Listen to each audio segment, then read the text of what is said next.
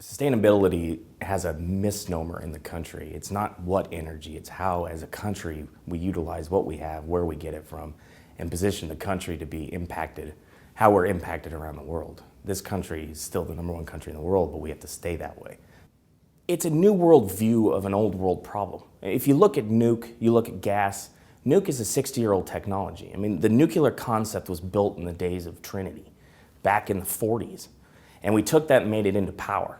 That technology, or what a lot of people call it, is the most expensive way to boil a gallon of water.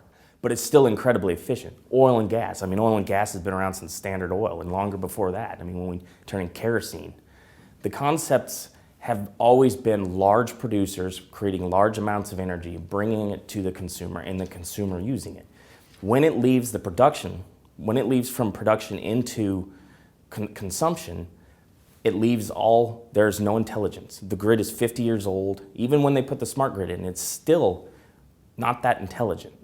The only way to make it intelligent is to refine the data you're using, collect data all the way down to what we call a point load, the outlet, the switch, the heat that's lost or put through on a window, taking that data, combining it into what we call a common operating picture. We do this in the military, but combining it in a common operating picture, and then making decisions on that energy utilization to decide, is it better from this building I'm in right now to put a wind turbine on it, or is it better to replace the windows?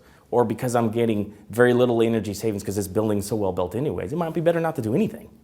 But until I can have those answers, I can't make intelligent decisions. And that's what we're doing. It's taking the old concept, the old stoic concept of oil and gas, liquid natural gas, which has to be done, and then adding green, wind, solar, geothermal, all of that combined together with an intelligent consumer can make us a sustainable country.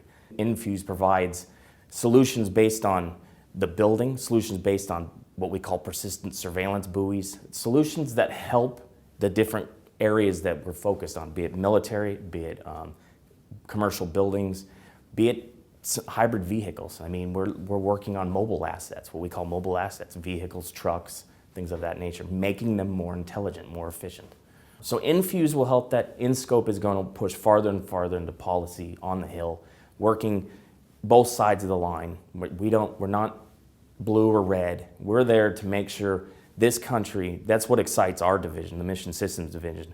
It excites us in the areas of autonomous and energy. How do we make the mission of the federal government much more autonomous, much more intelligent, much more efficient? And that's what we do.